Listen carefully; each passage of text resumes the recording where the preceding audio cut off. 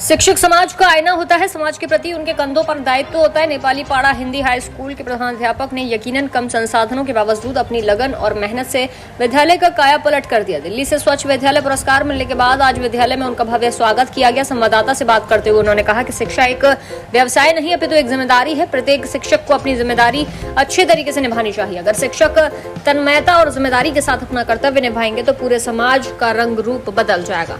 हर बच्चा अब्दुल कलाम और सीवी रमन बन सकता है अगर उन्हें सही शिक्षा और संस्कार मिले। सफलता का मूल मंत्र सिर्फ मेहनत और लगन है। उन्होंने अपने विद्यालय के सभी शिक्षक एवं शिक्षिकाओं के प्रति अपना आभार प्रकट किया, जिसकी बदौलत नेपाली पाड़ा हिंदी हाई स्कूल को स्वच्छ विद्यालय पुरस्कार से दिल्ली सभागार में सम्मानित किया गया। स्कूली इस दौरान खुशी जाहिर की, वहीं शिक्षकों में भी हर्ष का माहौल देखने को मिला।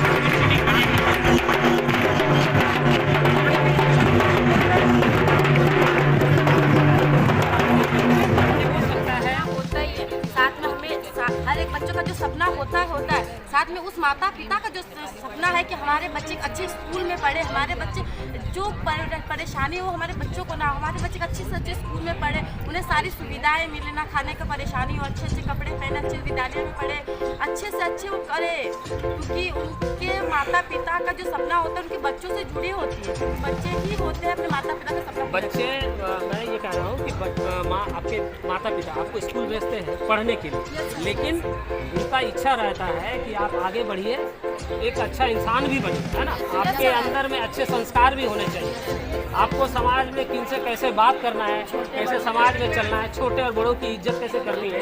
अगर कोई आपसे छोटा है तो उसकी भी आपको इज्जत करनी है। तो आप लोगों को सभी को मेरी तरफ से शुभकामनाएं हैं। आप लोग अच्छे से पढ़िए, एक अच्छा इंसान बनिए, एक अच्छा डॉक्टर बनिए, एक अच्छा इंजीनियर बनिए, एक अच्छा IPS बनिए, एक अच्छा IAS बनिए। धन्यवाद। हमारे साथ स्कूल के कुछ शिक्षक भी वो भी जुड़ गए हैं और उनसे भी बात करेंगे स्कूल के बारे में कि उनको कैसा लग रहा है। आज यहाँ के स्कूल प्रधानाध्यापक दिल्ली से लौटे हैं और स्कूल को राष्ट्रीय स्वच्छ पुरस्कार से नवाजा गया है। तो टीचर्स लोगों को, यहाँ के शिक्षकों को कैसा लगा? नमस्कार सर, हमारे चैनल में स्वागत है आपका। सर, मैं ताज अहमद नेपाली पाड़ा हिंदी हाई स्कूल का सहायक शिक्षक हूँ, गणित विभाग का शिक्षक। सर, आज काफ़ी बड़ा दिन है स्कूल के लिए, है ना। स्कूल को दिल्ली के सभागार में कलीमुल हक सर के हाथों में पुरस्कार दिया गया, इस स्कूल को दिया गया। कैसा लग रहा है आपको? सर, इसको शब्दों में व्यक्त करना मुश्किल है। हम हर्षोल्लास से भरे हुए हैं। हमारे लिए बहुत बड़ी उपलब्धि है। वर्षों का देखा हुआ हमारा सपना आज साकार हुआ है। सारा विद्यालय आज हर्षोल्लास में डूबा हुआ है और खुशी हम रुके रूप नहीं रही है हमारी, और हर जगह खुशियों का ही माहौल भरा हुआ है। हम एक उत्सव के रूप में इसको मना रहे हैं। हम आज काफ़ी प्रसन्न हैं। सर, हर एक उपलब्धि एक नई जिम्मेदारी लेकर आती है और जिम्मेदारी बढ़ गई है ना। आज सभी की नज़र दुर्गापुर में ही नहीं, भारत में सभी की नज़र इस स्कूल पर टिकी हुई है कि अब आगे आप लोग क्या करिएगा। तो क्या रणनीति है आप लोग? सर, जो भी सामने जिम्मेदारियां आएंगी उसको चुनौतीपूर्ण मानते हुए हम उसका सामना करेंगे, कठोर परिश्रम करेंगे, उसके लिए अथक प्रयास करेंगे कि हम निरंतर आगे बढ़ते रहें और भी जो बाकी हमारे लिए पुरस्कार बाकी हैं उसको भी हम हासिल कर सकें और आगे बढ़ सकें। बच्चों को क्या कहेगा स्कूल के? बच्चे हमारे बहुत अनुशासित हैं। इस स्कूल के ही नहीं, और भी बाकी स्कूलों को बच्चों को क्या कहिएगा, कैसे आगे बढ़ना, कैसे पढ़ना? बच्चे अनुशासित रहें, कठोर परिश्रम करें। परिश्रम के अलावा पढ़ाई में कोई शॉर्टकट नहीं है। परिश्रम आपको करनी ही पड़ेगी। लगन से पढ़ें और आत्मविश्वास पैदा करें अपने अंदर कि हम जो ऊंचाइयां चाहें छू सकते हैं। सर बहुत बहुत धन्यवाद आपका। मैडम आपका क्या नाम हुआ? अमृता राज। अच्छा, आप कितने दिनों से आप स्कूल में पढ़ा रही हैं? कई साल से। कई सालों, फिर भी आपका अंदाज होगा 5 कितने years। सालों? अच्छा, 5 सालों से। कैसा लग रहा है 5 साल पहले और अभी? 5 साल पहले भी स्कूल बहुत अच्छा था, मैं इस बात को जानती थी और इसीलिए इस स्कूल में आने की कोशिश भी मैंने की। और अब तो मैं देख रही हूँ कि एक गगन की ऊंचाइयों पर पहुँच चुका है स्कूल। बहुत अच्छा स्कूल है, बच्चे अनुशासित हैं, टीचर बहुत अच्छे एजुकेटेड हैं। हेड सर जो हैं वो हर चीज़ को, हर दिशा को एक सही रूप में लेते हैं कि उन्हें किस तरह से आगे बढ़ाया जाए, बच्चे कैसे आगे बढ़ेंगे, हमारे टीचर्स कैसे आगे रहेंगे, वो किस तरह से एजुकेशन उनका जैसा है उस हिसाब से कैसे काम करेंगे तो हमारा स्कूल ऊंचाइयों पर पा सके। ये काम चल रहा है। बच्चों को शिक्षा तो दिया जाता है, हर एक क्लास में साइंस, हिस्ट्री, ज्योग्राफी वगैरह पढ़ाया जाता है, हिंदी, इंग्लिश। तो क्यों ना उस पढ़ाई के दरमियान हम लोग बच्चों के लिए अगर एक संस्कार देने का कार्यक्रम अगर लाया जाए, अगर उनको 10-15 मिनट अगर इसके बारे में बताया जाए कि आपको समाज में कैसे रहना है, कैसे दूसरों का सम्मान करना है, तो ये क्या किया जा सकता है? देखिए, किया जा सकता नहीं होता है ये, बल्कि हमारे करिकुलम में है। जो मॉरल एजुकेशन है, हम लोग के यहाँ तो हम लोग बहुत सारा मोटिवेशनल क्लासेस लेते हैं, बच्चों को करियर गाइडेंस का प्रोग्राम हम लोग करवाते हैं। हमारा एक्टिविटी जितनी भी होती है, कल्चर प्रोग्राम होता है, डांस है, गाना है, स्पोर्ट्स है, ये सारी चीज़ें तो लीडरशिप क्वालिटी को डेवलपमेंट करने के लिए होता है। तो निश्चित तौर पर जो मॉरल शिक्षा आज कर सकते हैं वो ऑलरेडी हमारे करिकुलम में ये पढ़ाया जाता है। और सबसे जो बड़ा चीज़ सरकारी स्कूल में कहेंगे डिसिप्लिन। अगर डिसिप्लिन को सही तरीके से लागू किया जाए तो ये जो चीज़ें हैं वो धीरे धीरे करके ऑटोमेटिकली जो है बच्चों में डेवलप हो जाए। सर एक और महत्वपूर्ण सवाल, जब इंसान तरक्की करता है, जब आगे बढ़ता है, जब ऊंचाइयों के शिखर पे पहुंच जाता है, तो थोड़ा मन में अहंकार भी आना शुरू हो जाता है।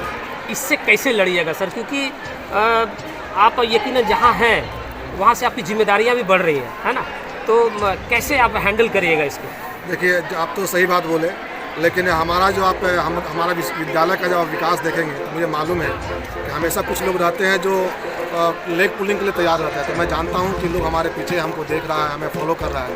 तो हम अपने आप को कभी भी और भगवान से ही प्रार्थना करेंगे कि हमारे मन में अहंकार न हो और जिस तरह से हम काम कर रहे हैं करते रहें।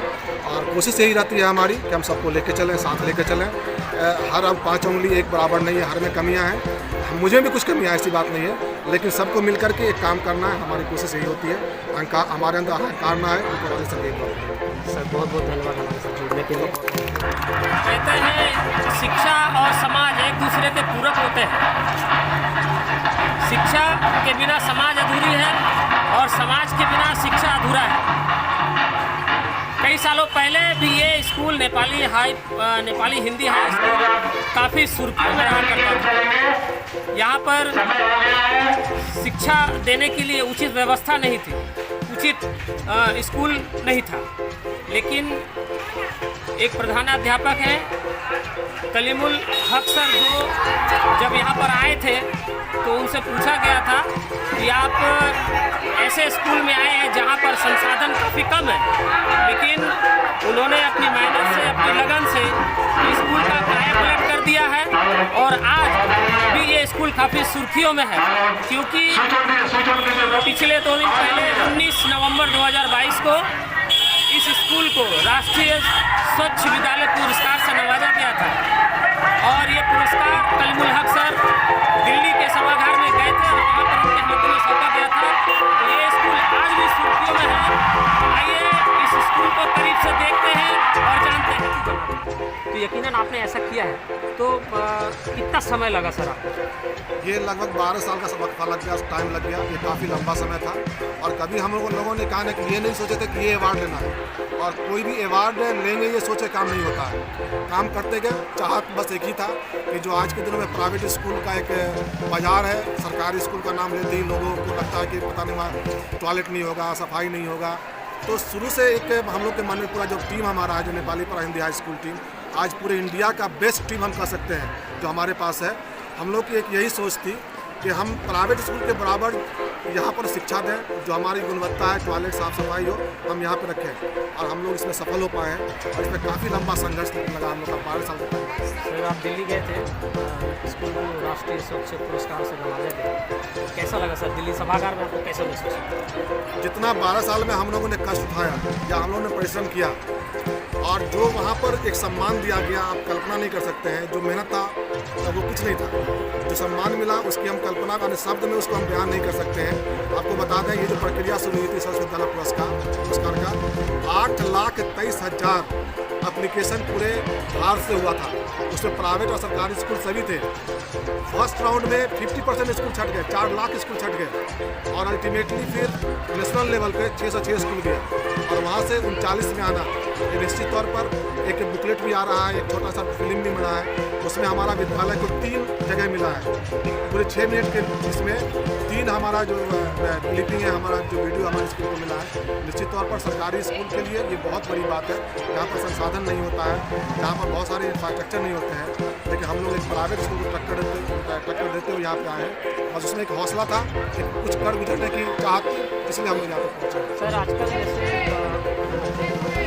उनकी शिकायत रहती है कि प्राइवेट स्कूल में काफ़ी हाई फीस होता है, काफ़ी कुछ होता है, तो आप कैसे उनको आकर्षित करना चाहेंगे कि हाँ आप सरकारी स्कूल में अपने बच्चों को दीजिए, यहाँ पर भी अच्छी पढ़ाई हो? देखिए, अगर प्राइवेट से सरकारी स्कूल के बच्चे को लाना चाहते हैं, उसका एक ही रास्ता है कि आपको उस तरह का संसाधन आपको बनाना होगा, उस तरह का डिसिप्लिन लाना होगा, उस तरह की पढ़ाई व्यवस्था को सुनिश्चित करना होगा। तो निश्चित तौर पर जो प्राइवेट स्कूल है उससे बच्चे सरकारी स्कूल की ओर आएंगे। यकीनन शिक्षकों को मेहनत भी करनी पड़ेगी। बिल्कुल, हमारा दायित्व है। देखिए, शिक्षक की कोई गलती नहीं है। अगर कोई कहता है कि शिक्षक नहीं करता है या नहीं करता है, इसमें एक बहुत बड़ा सिस्टम है। अगर सब मिल के करें, मैंने पहले ही कहा है कि सिर्फ शिक्षक की जिम्मेदारी नहीं है, एक हेडमास्टर की जिम्मेदारी नहीं है या मैनेजमेंट कमेटी की जिम्मेदारी नहीं है। हम सब मिलकर अगर काम करेंगे तो निश्चित तौर पर हर स्कूल को सम्मान दिया गया, आप कल्पना नहीं कर सकते हैं। जो मेहनत था वो कुछ नहीं था, जो सम्मान मिला उसकी हम कल्पना का शब्द में उसको हम बयान नहीं कर सकते हैं। आपको बता दें, ये जो प्रक्रिया शुरू हुई थी सरस्वती विद्यालय पुरस्कार का 8,23,000 एप्लीकेशन पूरे भारत से हुआ था। उसमें प्राइवेट और सरकारी स्कूल सभी थे। फर्स्ट राउंड में 50% स्कूल छट गए, 4 लाख स्कूल छट गए और अल्टीमेटली फिर नेशनल लेवल पे 606 स्कूल गए और वहाँ से 39 में आना। निश्चित तौर पर एक बुकलेट भी आ रहा है, एक छोटा सा फिल्म भी बना है, उसमें हमारा विद्यालय को 3 जगह मिला है पूरे 6 मिनट के, इसमें 3 हमारा जो क्लिपिंग है, हमारा जो वीडियो हमारे स्कूल को मिला है। निश्चित तौर पर सरकारी स्कूल के लिए ये बहुत बड़ी बात है, जहाँ पर संसाधन नहीं होता है, जहाँ पर बहुत सारे इंफ्रास्ट्रक्चर नहीं होते हैं, लेकिन हम लोग एक प्राइवेट स्कूल को टक्कर देते हुए यहाँ पे आए हैं और उसमें एक हौसला था कि कुछ कर गुजरने की चाहत, इसलिए हम लोग यहाँ पर पहुँचे। सर आजकल जैसे अभिभावक उनकी शिकायत रहती है कि प्राइवेट स्कूल में काफ़ी हाई फीस होता है, काफ़ी कुछ होता है, तो आप कैसे उनको आकर्षित करना चाहेंगे कि हाँ आप सरकारी स्कूल में अपने बच्चों को दीजिए, यहाँ पर भी अच्छी पढ़ाई हो? देखिए, अगर प्राइवेट से सरकारी स्कूल के बच्चे को लाना चाहते हैं, उसका एक ही रास्ता है कि आपको उस तरह का संसाधन आपको बनाना होगा, उस तरह का डिसिप्लिन लाना होगा, उस तरह की पढ़ाई व्यवस्था को सुनिश्चित करना होगा। तो निश्चित तौर पर जो प्राइवेट स्कूल है उससे बच्चे सरकारी स्कूल की ओर आएंगे। यकीनन शिक्षकों को मेहनत भी करनी पड़ेगी। बिल्कुल, हमारा दायित्व है। देखिए, शिक्षक की कोई गलती नहीं है। अगर कोई कहता है कि शिक्षक नहीं करता है या नहीं करता है, इसमें एक बहुत बड़ा सिस्टम है। अगर सब मिल के करें, मैंने पहले ही कहा है कि सिर्फ शिक्षक की जिम्मेदारी नहीं है, एक हेडमास्टर की जिम्मेदारी नहीं है या मैनेजमेंट कमेटी की जिम्मेदारी नहीं है। हम सब मिलकर अगर काम करेंगे तो निश्चित तौर पर हर स्कूल नेपाली पढ़ाई इतिहास को। सर पिछले वीडियो में आपने बच्चों को गुरु मंत्र दिया था, तो आज इतने मेहनत करके आप यहाँ तक पहुँचे हैं, यकीनन काफ़ी प्रशंसनीय है। तो शिक्षकों से क्या कहिएगा कि अगर वो मेहनत करें, और यकीनन इस स्कूल के नहीं और भी कई सारे स्कूल हैं हमारे राज्य में, तो वो जो शिक्षक अगर कुछ मतलब उनको क्या कहिएगा, किस तरह से मेहनत करें, बच्चों को कैसे आगे बढ़ाएं? देखिए, जो शिक्षा है ना, शिक्षक होता है ना, और जो हम लोग यहाँ पर टीचिंग करते हैं, तो ये कोई सरकारी नौकरी नहीं है, मतलब ये पेशा नहीं कर सकता, ये एक सेवा है। और जो व्यक्ति इस प्रोफेशन को चुनता है उसे मालूम है कि हमें सेवा करनी है, क्योंकि हमने पहले ही कहा, एक शिल्पकार की तरह हथौड़ी या छेनी लेकर के वो बच्चे को तराशता है। तो ये सबकी जिम्मेदारी है और कर्तव्य है। मैं यही कहूँगा कि आपके अंदर जितनी क्षमता है आप बच्चों को जरूर दीजिए। 100% कोई नहीं होता, हर में कुछ न कुछ कमियाँ होती हैं, लेकिन आपके अंदर जो क्षमता है आप बच्चों को दीजिए, समाज को दीजिए। निश्चित तौर पर आपको खुद सेटिस्फेक्शन होगा, आपके अंदर जो एनर्जी होता है वो आपको मिलेगा और आप समाज को भी दीजिए। हमारे साथ स्कूल के कुछ बच्चे भी हैं और स्कूल के बच्चों से भी बात करेंगे, जानेंगे उनको आज कैसा लग रहा है, क्योंकि आज यहाँ स्कूल के जो प्रधानाध्यापक वो दिल्ली से आए हैं। स्कूल को राष्ट्रीय स्वच्छ पुरस्कार से नवाजा गया, तो बच्चों को कैसा लग रहा है जानेंगे, बात करेंगे उनसे। क्या नाम हुआ आपका? कौन सी क्लास में पढ़ती हैं आप? आज सर आए हैं दिल्ली से, आपके स्कूल को राष्ट्रीय स्वच्छ विद्यालय से पुरस्कार से नवाजा गया है, कैसा लग रहा है आपको?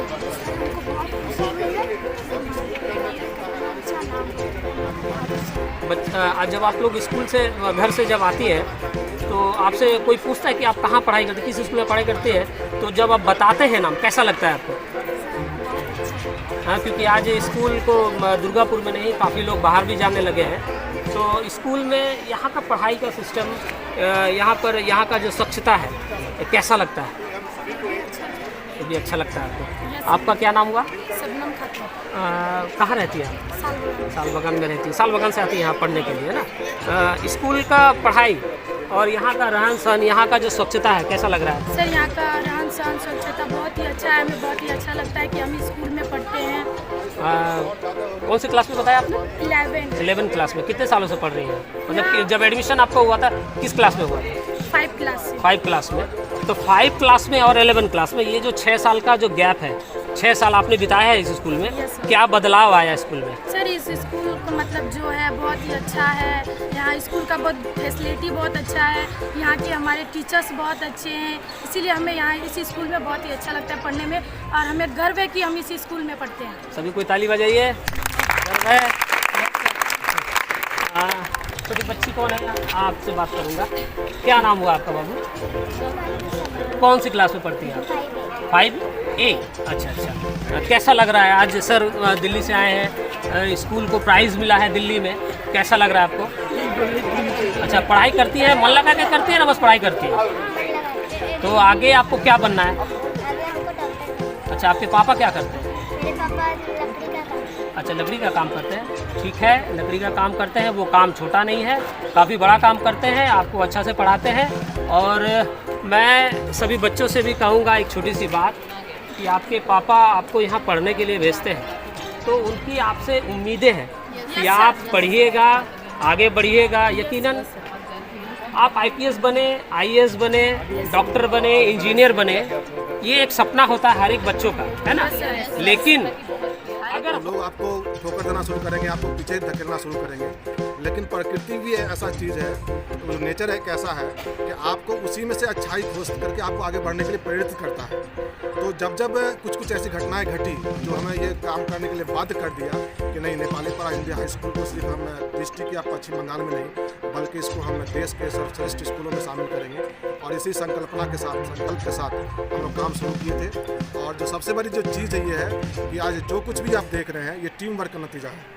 ऐसा नहीं कि अकेला मैं हूँ इसमें, हमारे जितने भी शिक्षक शिक्षिकाएँ हैं, हमारा मैनेजिंग कमेटी है, हमारे जो स्टूडेंट हैं और उसे गार्जियंस हैं, इसका बहुत बड़ा योगदान रहा है। साथ ही साथ जो दुर्गापुर के बहुत सारे ऐसे लोग हैं जिन्होंने इसको काफ़ी कोऑपरेट किया है। और इस सबसे बढ़ कर के जो पश्चिम बंगाल सरकार का शिक्षा दफ्तर है जो हमेशा हमारे साथ खड़ा रहा, हमें मोटिवेट किया और आगे बढ़ने के लिए प्रेरित किया। तो हम यही कह सकते हैं कि अगर आपके पास इच्छा शक्ति हो, अगर आपके अंदर कुछ कर गुजरने की अगर चाहत हो तो आप सब कुछ कर सकते हैं, लेकिन उसके लिए निष्ठावान और ईमानदारी होना चाहिए। सर, अगर मान लीजिए अगर आपके पास संसाधन नहीं है लेकिन अगर आपके अंदर इच्छा है तो आप कोई भी बड़ा से बड़ा काम कर सकते हैं। संसाधन बहुत मायने नहीं रखता है। मैं आपको बता दूं, नेपाली पारा हिंदी हाई स्कूल एक सरकारी स्कूल है। जो फंड, जो ग्रांट दूसरे स्कूलों को मिलता है, हमारे यहाँ भी वही मिलता है। लेकिन हम औरों से अलग इसलिए कर पाए हैं कि हमने यहाँ पर कम्युनिटी को इन्वॉल्व किया है। सोसाइटी के अंदर इतने सारे संस्थाएँ, इतने अच्छे लोग हैं कि आप अगर उनसे कुछ रिक्वेस्ट करें तो वो देते हैं, लेकिन वो देने के पहले आपका विज़न क्लियर होना चाहिए,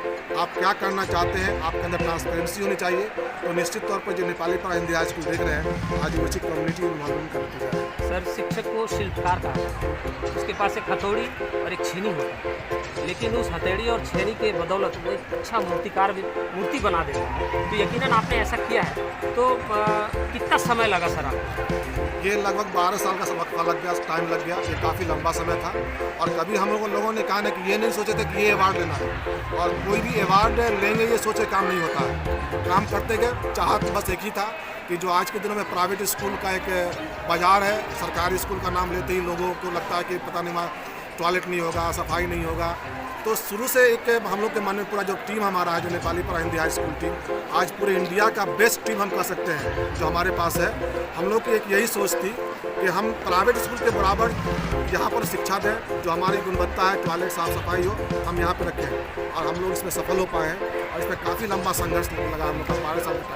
सर आप दिल्ली गए थे, स्कूल को राष्ट्रीय स्वच्छ पुरस्कार से नवाजा गया, कैसा लगा सर? दिल्ली सभागार में आपको कैसा महसूस हुआ? जितना 12 साल में हम लोगों ने कष्ट उठाया या हम लोगों ने परिश्रम किया। मैं मनोहर गुप्ता और आप देख रहे हैं न्यूज़ नेशन भारत। अभी मैं दुर्गापुर के नेपाली हिंदी पाड़ा हाई स्कूल में हूँ, और पिछले 2 दिन पहले 19 तारीख को दिल्ली के सभागार में इस स्कूल के स्वच्छता को पुरस्कृत किया गया, और ये पुरस्कार यहाँ के प्रधानाध्यापक कलीमुल हक सर के हाथों में सुपुर्द किया गया। शिक्षक समाज का नींव होता है, शिक्षक समाज का आईना होता है, शिक्षक समाज का पथ प्रदर्शक होता है। समाज में शिक्षक ऐसे भी हैं जो कहते हैं, कुछ शिक्षक ऐसे हैं जो समझाते हैं, लेकिन कुछ शिक्षक, उत्कृष्ट शिक्षक ऐसे भी हैं जो कहते भी हैं, समझाते भी हैं और प्रदर्शन भी करते हैं, और यकीनन बच्चों को ही नहीं, साथ ही साथ शिक्षकों को भी प्रेरित करते हैं, क्योंकि शिक्षक के कंधों के ऊपर में देश का दायित्व होता है, समाज का उत्तरदायित्व होता है। शिक्षक की ज्ञान गंगा में डुबकी लगाकर बच्चे जब आगे भविष्य में पढ़कर जब आगे बढ़ते हैं, तो एक छोटा सा नन्हा बच्चा बड़ा होकर एक IAS बनता है, एक IPS बनता है, एक इंजीनियर बनता है, एक डॉक्टर बनता है, एक अच्छा बिजनेसमैन बनता है, और साथ ही साथ एक अच्छा नागरिक बनता है। तो यकीनन शिक्षक के कंधों पर काफ़ी बड़ा दायित्व होता है। अगर वो अपने दायित्व को अच्छी तरीके से निभाएं तो हमारा समाज बहुत ही सुंदर, बहुत ही सुसंगठित होगा। आज हमारे साथ कलीमुल हक सर जुड़ चुके हैं, यहाँ के काफ़ी शिक्षक लोग भी हैं, और वाकई ये काफ़ी गर्व का क्षण है दुर्गापुर के लिए ही नहीं, समस्त भारत के लिए, क्योंकि आज नेपाली पाड़ा हिंदी हाई स्कूल को सिर्फ दुर्गापुर में ही नहीं, यकीनन आज सारे भारत में लोग जानना शुरू कर दिए हैं। और कहना चाहूँगा कि अगर आपको कुछ दायित्व दिया जाता है, अगर आपको कोई पद दिया जाता है, तो उसकी बहुत बड़ी जिम्मेदारी होती है। तो आइए जानेंगे हमारे प्रधानाध्यापक से इस स्कूल के कि कैसे वो कहाँ तक, किस तरीके से मेहनत करके यहाँ तक पहुँचे। सर नमस्कार, हमारे चैनल में आपका स्वागत है। बहुत बहुत धन्यवाद आपका।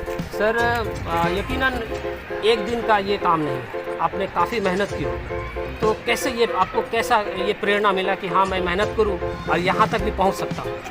एक्चुअली जब हम लोग यहाँ दुर्गापुर में मैं आया था हेडमास्टर बन करके, तो कभी ये कल्पना भी हम लोग नहीं किए थे कि आज हमारा जो विद्यालय है देश के सर्वश्रेष्ठ 39 स्कूलों में से एक होगा।